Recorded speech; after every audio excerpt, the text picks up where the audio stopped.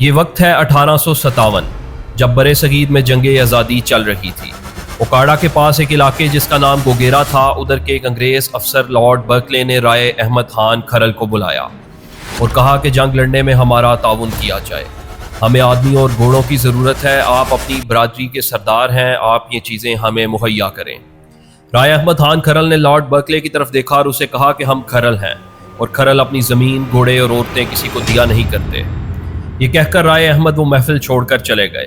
Viewers, ہم پنجابیوں کی ایک بہت بری عادت ہے، ہم لوگوں نے نہ ہی اپنا کلچر یاد رکھا، نہ اپنی زبان کو وہ اہمیت دی اور نہ ہی اپنے ہیروز کو عزت دی۔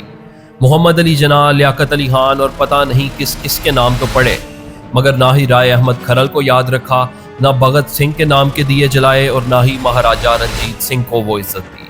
یہ تینوں لوگ پنجابی تھے اور ان تینوں میں ایک چیز کامن تھی، اور وہ یہ کہ انہوں نے برے صغیر پر ناجائز قابض انگریزوں کے ناک سے لکیریں نکلوا دی تھیں۔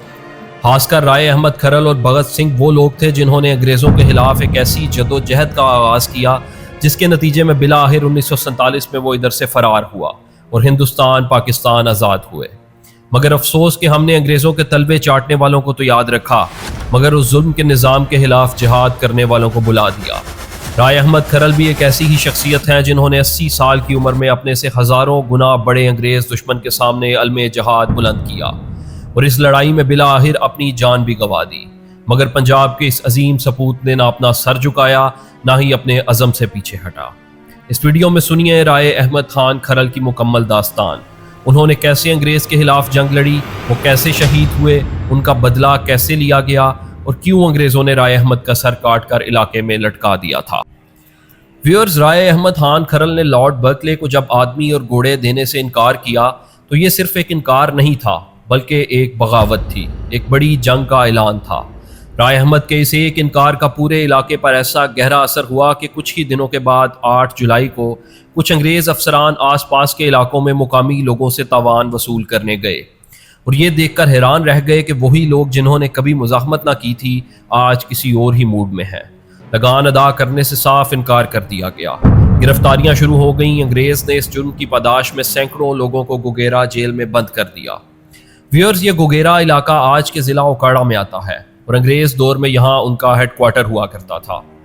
رائے احمد کھرل کو جب اس بات کی خبر ہوئی تو انہوں نے تمام مقامی قبائل جن میں فتیانہ، وٹو اور کاٹیا قبائل قابل ذکر ہیں، ان کے سرداروں کو بلایا، اپنی قیادت میں ان کو جمع کیا اور 26 جولائی کی رات گوگیرا جیل پر ایک بڑا حملہ کر دیا۔ ویورز، شاید یہ کہنے میں بہت آسان لگ رہا ہو کہ حملہ کر دیا۔ یہ حملہ انگریز سامراج کے خلاف تھا، وہی انگریز جو اس وقت پوری دنیا پر قابض تھا، جن کے اقتدار پر سورج بھی غروب نہیں ہوا کرتا تھا۔ اس حملے میں رائے احمد نے اپنے بہت سے ساتھیوں کو چھڑوا لیا، کچھ شہید ہو گئے اور 100 کے قریب انگریز فوج کے بندے مارے گئے۔ اب یہ ایک پوری تنظیم بن چکی تھی، لوگ اپنے گھر چھوڑ چھاڑ کر راوی کے گرد جنگلوں میں پناہ لیے ہوئے تھے اور انگریز کے خلاف ایک باضابطہ گوریلا وار شروع تھی۔ جیل توڑنے کی خبر جب لارڈ برکلے کو موصول ہوئی تو وہ غصے میں پاگل ہو گیا اور پورا لشکر لے کر رائے احمد کے آبائی علاقے جامرا پر چڑھ دوڑا۔ گاؤں سے زیادہ تر لوگ ادھر ادھر ہو چکے تھے، اس نے پورا گاؤں جلا ڈالا اور مال مویشی چوری کر لیے۔ اب حملہ کرنے کی باری احمد خان کھرل کی تھی، جس نے اپنی پوری آرمی اکٹھی کی اور گوگیرا جو کہ انگریز کا ہیڈ کوارٹر تھا اس پر ایک بڑا حملہ کرنے کا منصوبہ بنایا۔ مگر ویورز، یہاں پر رائے احمد خان کھرل کے ساتھ وہی ہوا جو کچھ ہی سال پہلے ٹیپو سلطان کے ساتھ ہوا تھا۔ اس کے ایک اپنے مسلمان اور پنجابی بائی سرفراز کھرل نے یہ پلان انگریز کو بتا دیا، جس کا نتیجہ یہ نکلا کہ جب رائے احمد کھرل فوج لے کر گوگیرا پہنچا تو انگریز پہلے سے ہی تیار تھا۔ انگریزوں نے کھرل کی فوج پر حملہ کیا اور اس کے بعد شروع ہو گئی ایک ایسی جنگ جو غداری کے باوجود بھی رائے احمد جیت رہا تھا۔ 3 سے 4 دن یہ جنگ چلتی رہی، مگر پوری سرکاری مشینری کے باوجود بھی رائے احمد خان کھرل انگریز سے پکڑا نہیں گیا۔ حالات یہ بن چکے تھے کہ یہ خبر اب لندن کی گلیوں تک پہنچ چکی تھی اور تب فیصلہ کیا گیا کہ ایک بڑی فوج گوگیرا بھیجی جائے۔ اس بڑی فوج کے گوگیرا آنے کے بعد بھی رائے احمد خان کھرل اور ان کے ساتھی مزاحمت کرتے رہے، مگر 21 ستمبر کی دوپہر جب کہ رائے احمد کھرل ظہر کی نماز پڑھ رہے تھے، آپ پر گولیوں سے حملہ کر کے شہید کر دیا گیا۔ انگریزوں نے آپ کا سر کاٹ کر گوگیرا جیل کے باہر 6 دن تک لٹکائے رکھا، جسے آپ کے ایک فوجی کمانڈر نے ادھر سے چرا کر آپ کی قبر میں جو کہ جامرا فیصل آباد میں ہے دفن کر دیا۔ رائے احمد خان تو مارا گیا، مگر آپ دیکھیں کہ کچھ ہی دنوں بعد آپ کے قریبی دوست مراد فتیانہ نے لارڈ برکلے پر 50 لوگوں کے ساتھ حملہ کیا اور اسے مار کر عبرت کا نشان بنا دیا۔